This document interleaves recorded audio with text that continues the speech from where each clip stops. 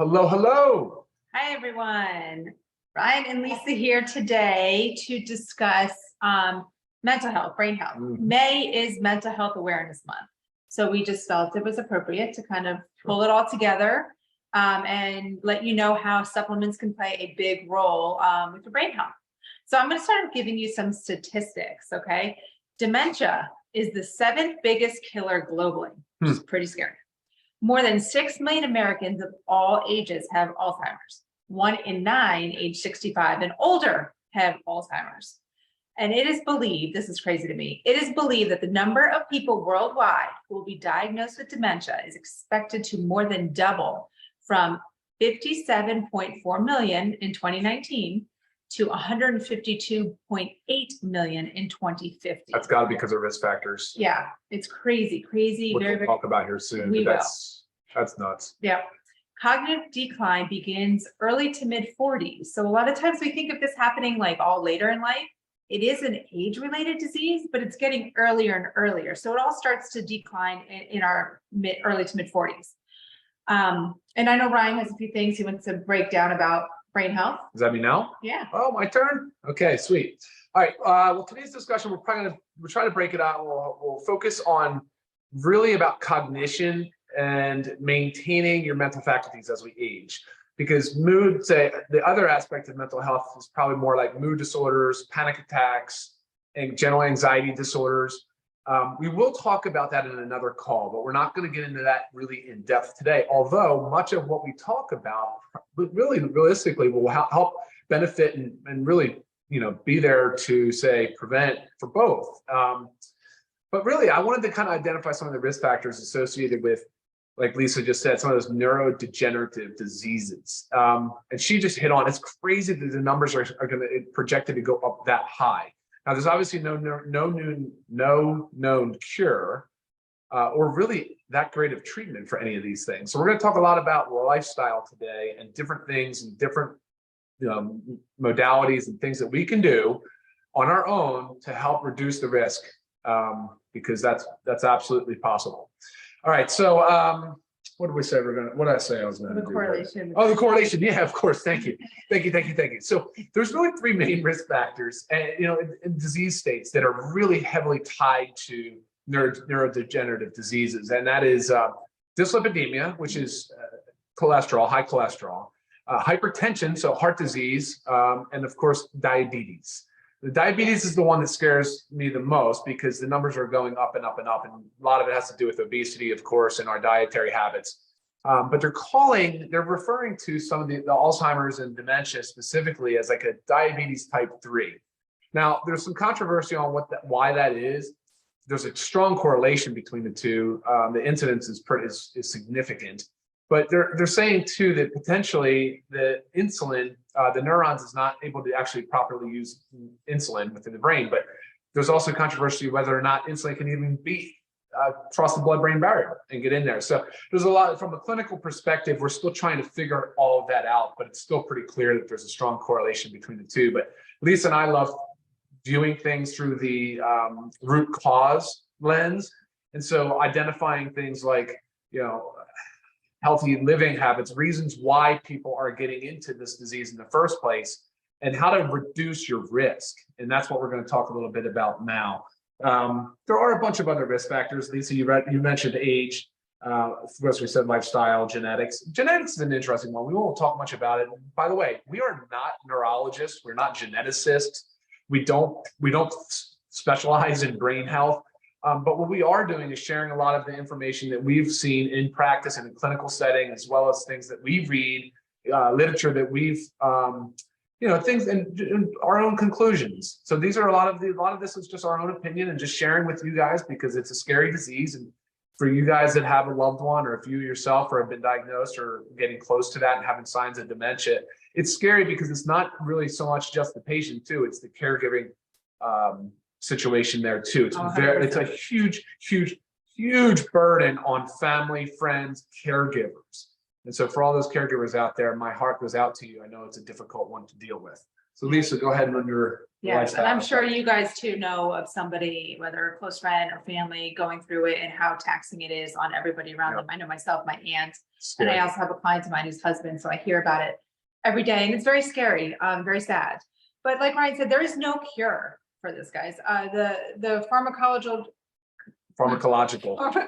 treatments are pretty unsuccessful as well, unfortunately. So what do we have to do? We have to focus on prevention. And you hear me talk about this a lot.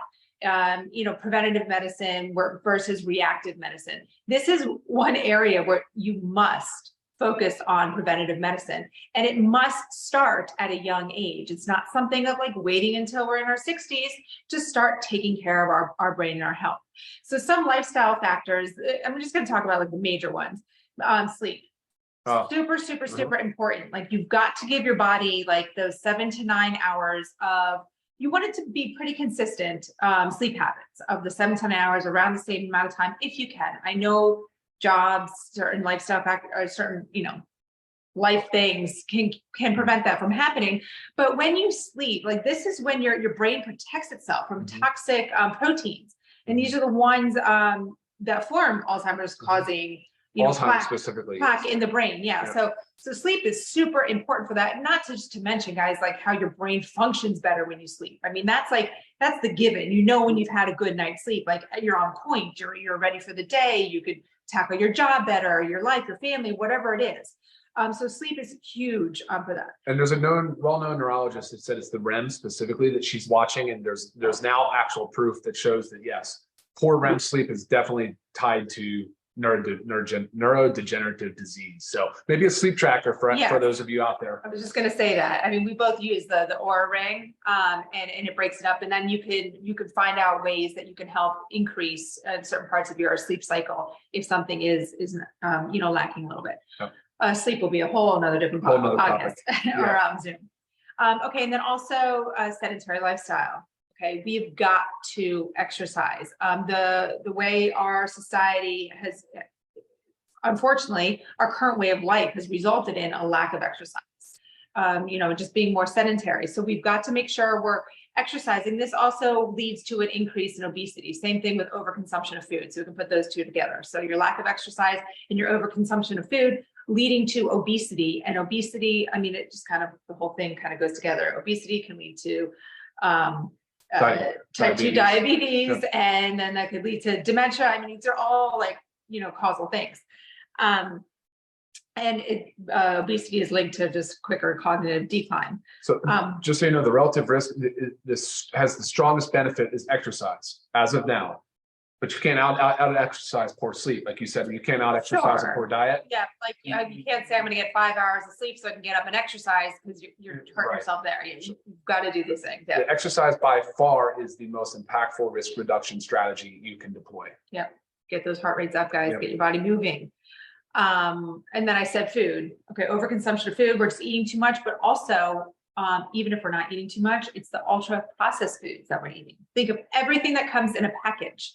That is a majority of that stuff is ultra processed food. That stuff leads to major inflammation. We can start feeling depressed, anxious. There's an increased risk of cognitive decline. So you've got to eat your whole foods. You've got to eat your fruits, your vegetables, your lean meats, your fish, your healthy fats. I mean, you've got to eat from whole food sources. Stop opening up boxes. No more frozen dinners. No more of those big box of crackers, chips. I mean, you've got to pick the whole food stuff. And then another one too is just, the gut health. Okay. We know, I'm sure you've heard the gut brain connection, or the gut is your second brain. Certain things, the buzzwords kind of going around, but there is a major connection between your gut health and your brain. Gut health is huge. I'm pretty passionate about gut health, so that's a whole nother topic as well. But just remember, it's super important to take care of your gut. And then this leads to like another thing that we can do. Prevention is right here. We have our supplements for brain health. Okay. Yeah. Ryan's going to dig into those for us a little bit. Yeah. So supplements is obviously, Lisa likes to say, it's supplement to a healthy diet, which she just focused.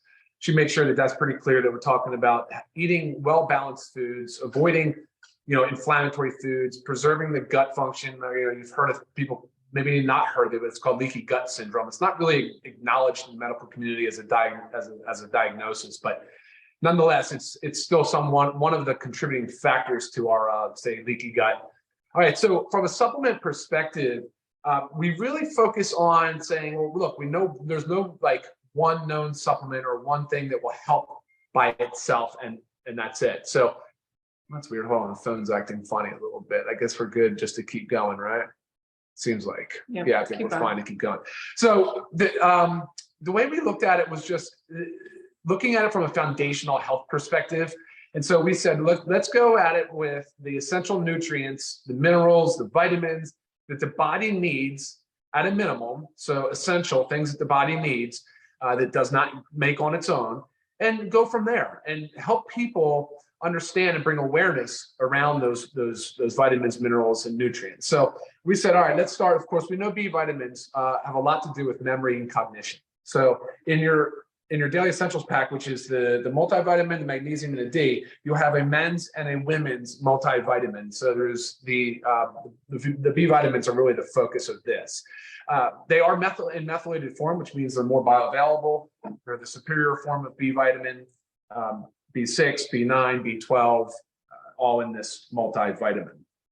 And then I was right too, that any deficiency in those three B vitamins, B6, B12, and B9, which is most people known as folate, may increase the risk of memory loss and other forms of cognitive decline. Oh, sure. Any deficiency. Oh, yeah, sure. You've got to take them. Yeah, no, deficiency in B vitamin is a big problem for sure. All right, so, and then of course, magnesium being the most magnificent mineral on the planet, but it's involved in over 300 biochemical reactions, and a bunch of those are obviously in cellular health. It's involved in cognition, it's involved in neuronal health, so the neurons in the brain, the cells, magnesium, it's dependent upon magnesium for normal cellular function. So, and there's been a study, Lisa, you have the results of the study, but there's a study that has shown that increasing the amount of magnesium from an early age, it does what? It extends your longevity, or it lengthens your it safeguards against your neurodegenerative diseases and cognitive decline. Mm-hmm. The younger, the better. Yeah, the younger, the better. Magnesium. Yeah, right, exactly. And the type of magnesium matters because you need a magnesium that will absorb and that can obviously increase magnesium levels in your brain, your body, your tissues, your muscles, your nerves. And that's why this is so good, because there's two forms of magnesium: magnesium glycinate, magnesium gluconate, which are both two very superior forms of magnesium. All right, and then the D3, which is neuroprotective. Vitamin D3, we know that starts as a vitamin, but gets quickly converted into a hormone. We've known it as a bone support vitamin hormone, but really it actually has been involved now in mood and cognition. It's neuroprotective, so helps protect your neurons. And we paired it with K2. So each one of these soft gels, or capsules, I apologize, is 2,000 units of vitamin D. So that should be about the right dose to maintain a healthy blood level of vitamin D. Right, and these three, as Ryan said, we do have it's as our daily essentials pack online. Yeah, yep. Okay, yep. And then the fish oil, well, not the fish oil, factor 4, it has fish oil in it. I'm very proud of this product. It's one of a kind. There's nothing else like it on the market. It's 4 ingredients. So it's fish oil in the form of anchovy. It's sustainably and ethically sourced anchovy. So each soft gel is 600 milligrams of EPA and DHA. Those are the two critical, important omega-3 fatty acids. Those are the ones you really want to focus on when you're reading a label. And we also have curcumin, so great anti-inflammatory. And then you have coenzyme Q10 in the form of ubiquinol, which we know is involved in cellular health for sure. It's certainly involved in the powerhouse, the mitochondria, and the energy production cycle. So, and that's super obviously very important when you're talking about the high energy demand center of the brain. And then what was the last one? Garlic. We have garlic, which also helps with blood pressure, and it's an antioxidant. So knowing that heart disease and inflammation are the root cause of many diseases, which leads to brain disease, neurodegenerative diseases, I think it's really important that we pay a lot of attention to the foundational health aspects and preventing not only like unhealthy weight and obesity, but of course then diabetes, high blood pressure, and also cholesterol. Yeah, the cholesterol. Thank you, Lisa. I'm so glad you're here today. So anyway, the foundation pack, the factor 4 should be there. It's not there now. It's actually currently still on back order, which is a huge bummer for us, but it should not happen again. We'll have that back in the end of this month. So end of May, soon, 2 or 3 more weeks. And then moving on, we have a concept. We wanted to focus on nutrient load, nutrient density. So the organic super reds and the organic super greens, both of these products are very rich in phytonutrients, which are just really powerful antioxidants. It helps the body fight off that excess inflammation and those free radicals, which we know are involved in cellular damage. So when we're talking about neurodegenerative disease, you want to protect those cells. You're trying to protect every single cell. You're trying to encourage the body to make more cells. But as we age, we know it can be more and more difficult. So definitely. And it was said that the flavonoids, which is like the chemical compounds that make the colors in the fruit and vegetables, those can block the plaque buildup. The phytonutrients. Yeah. So, I mean, just so easy to just mix one scoop daily. And not to mention, you want to increase blood flow. These are loaded with dietary nitrates. So you're trying to increase perfusion. So that means increasing the blood flow and the delivery of nutrients to important tissues like the brain, right? Like the organs that power the body. So blood flow is important. That's what this is involved with. And then of course the organic coffee. One thing I wanted to make note is that there's a buzzword called nootropic. It has to do with supplements that are designed to increase cognition and brain health. None of them have been proven to do much. Now, I'm not saying the ingredients that people use in nootropics aren't beneficial. They probably are. And there's a lot of different now products if you do a search for nootropics. But man, are they expensive. I would not recommend them at this time. We are evaluating a number of different ingredients for nootropics, but we just haven't been able to get there on the clinical evidence and the cost. And then, so that's one reason why I say that is because caffeine is kind of considered one of those, you know. And so the LiveGood organic coffee is organic, and it also has, you know, obviously 100 milligrams of caffeine per serving. But we enhance the coffee with 6 adaptogenic mushrooms. I have also seen, I think, was it one of the mushrooms? I think it was probably reishi, the gamma mushrooms that have been involved in nootropics. Some company has them out there for those as well. So the mushrooms are being touted as a nootropic. We didn't necessarily go that route here. We went for more of the adaptogenic response. I mean, they're so heavily, they've been used for so many years. There's so many known benefits with mushrooms, but definitely reducing stress is a big part of what we want to help people achieve, because it can have a negative, obviously, negative effect on mental health. Right. And I mean, the mushrooms definitely help, protect the brain, especially your lion's mane, your reishi, and your chaga, which are 3 of the 6 in here. Yep. And you also have maca. Maca's in there as well, which has been shown. Improves cognitive function. Yep. Slows down age-related cognitive disease. Just good stuff. All awesome. Good stuff, guys. Awesome. Yeah. So I don't know that this is this one pack or another pack? No. Yep. So this is just highlighting a number of different supplements and ingredients and things that could be shown to be beneficial from a foundational health perspective. Yeah. So think about brain health, guys. You got to take care of it. You got to take care of your body to help take care of your brain. Got to do it. Yes, you do. And I know you had some fun little, just like tips and tricks. I do, but before I do, why don't let me try and see if I can pull up some few questions here. Sorry, guys, I'm tapping the phone. It's like, the question about not knowing if you get enough magnesium, assume you're not. If you have to ask, you're probably not. Blood work, blood test, the magnesium tests are not that easy and definitive, not as easy as a blood test, or I'm sorry, not as easy as a vitamin D test, because most of your magnesium is deposited into your bones and your muscles and tissues. It's just only a little bit free floating in the blood to be able to actually measure. But they do have tests for magnesium. They're just a little bit more challenging. And there's really no sense, I'm not suggesting you take an overdose of magnesium, but you should definitely be supplementing with it. Yeah. We should all consider we're deficient in it. Remember, we're not getting what we used to be getting from our diet, unfortunately. Yeah, right. I know. No, it's not too late if you're over 60. Of course not. Nope. Of course not. No. Starting now is when you need to be really focused on maintaining the cognition. And I'm going to run down a few things to do, things to avoid. Maybe some of them you're probably already doing, some you can add in. And then let me tell you, the list is not exhaustive. There are so many lifestyle things that you guys can come up with on your own. It's never too late, guys. You can always slow things down. Always. Yeah, I think we can talk about that. Wow, there's a lot of questions, guys. So I think we're just going to jump into some of the. Yeah, no, I did. I mentioned the Reds. His question is, Reds mentioned sexual health on the bottle. Does this help with blood flow? It does. Yes, it does. As a matter of fact, it's based on the same nitrate pathway that they use in certain medications, like Viagra for erectile dysfunction, like isosorbide mononitrate for high blood pressure, like nitroglycerin for people that have chest pain. It opens the blood vessels, increases blood flow. age to start taking magnesium, guys. We give this to our kids, not ours specifically. We give them a children's magnesium, but start young. Like our bodies need magnesium. Everything okay for diabetics? I mean, look, you should be monitoring your sugars and watching and seeing what foods do to it, but there's no added sugars in our products. Can you mix the reds and greens with amino protein all together? Yeah, sure, of course. Yeah. Any other questions, guys? Unrelated to kind of what we're talking about as well, or what we're talking about, you can go ahead and email me, lisa@livegood.com. Yeah. Happy to answer all questions anytime. Yeah. Okay, tips and tricks. Yeah, what time is it? How are we doing on time? A little 20 minutes after. So guys, look, there's a few things I was thinking about. I was just writing them down now. I'm just going to read a few to you. So more of things that I'd like to see you do more of if you wanted to start incorporating some healthy, say, brain-focused exercises in your life. But grounding is one that came to mind, like a grounding mat. Lisa actually purchased a grounding mattress pad. You go outside and you walk barefoot in dirt and soil and ground in the earth, and that grounding effect that has there's an exchange of ions that is beneficial for cellular health. That's why people, if you get near a waterfall, apparently there's a lot of disinfectant effects of the waterfall and the clashing of the water. It's why we walk the beach a lot. It's just to pick up on that movement of water and exchange of ions. So that grounding is important. Breath work is the next one. Pick up an app, find an app.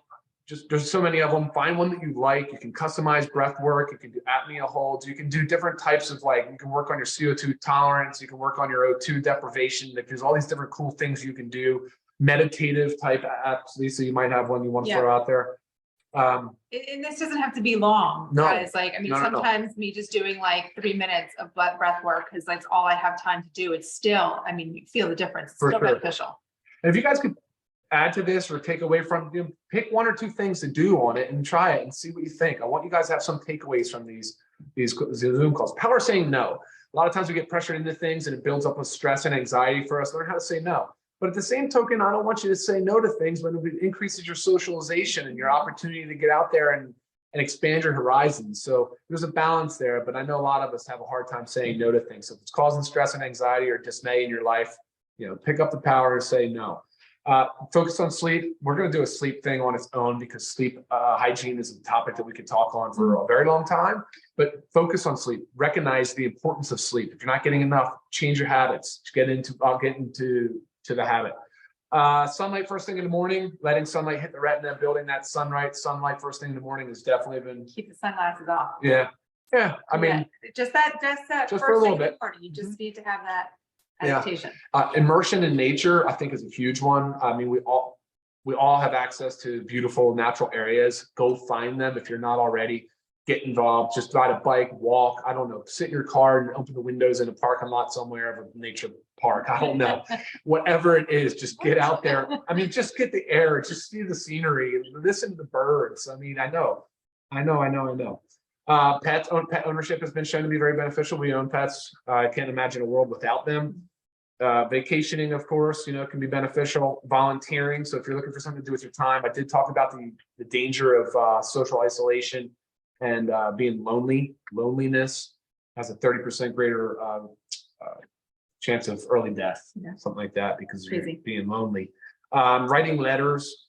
How about this? Changing your route to work. I don't commute anywhere right now, but I used to, and I know I did change my route to work, and it helps a lot. It's crazy what it can do. So if you've got a normal route each day to a place, try going a different direction. Try doing a different route. Just go through a little routine. Yes, switch your routine. Make your Absolutely. noggin think a little differently. Make your brain think a little different. Set some goals, right? Sauna and ice bath. There's a lot of buzz about that. I love both of those. Brain games, Sudoku, board games, different mind-challenging brain games are all good. And I read too that you got to switch up those games. So say you only play Sudoku, your brain gets accustomed to that one and it doesn't have to work as hard. So switch up those brain games. Yeah, and then also challenge yourself to remember people's phone numbers, addresses. If you're so used to getting in the car and turning the GPS on, try not to do that. Go at it on your own a little bit. Just try to go back to dial a phone number instead of looking up my name.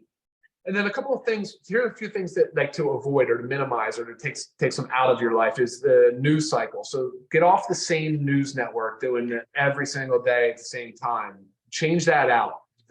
That's not a beneficial thing either. Alcohol, of course, we can't say abstain from it. For us, we would love to, but we enjoy small amounts of alcohol very infrequently, but we still would say Moderation. moderation. In moderation. Obviously, avoid smoking. We don't like smoking. Cooking with foods. Pick your oils responsibly. We don't like seed oils. Watch inflammatory. Completely ban fried food from your life. She did talk about processed, refined food. No added sugars either. Why would you need added sugars? You shouldn't need them. You don't want them. Take them out. Toxic people, take those people out of your life too. It may take some time, but work on getting the toxic people and toxic relationships out of your life. Pesticides. So there's still 2 pesticides. There's one pesticide that's still being used in the United States that's now known to have a significant correlation with neurodegenerative disease.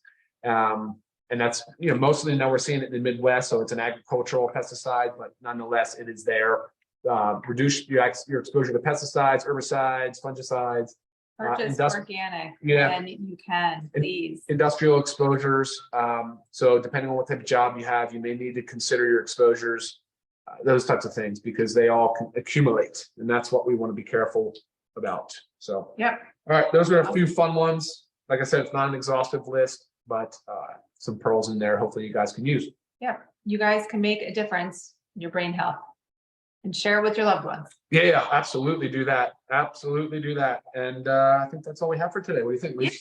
Anything else to add? Nope. Again, any any questions, please email me and I'll get back to you. All right, guys. Have a great, productive rest of your Monday. Thanks for tuning in. Bye, guys. Bye.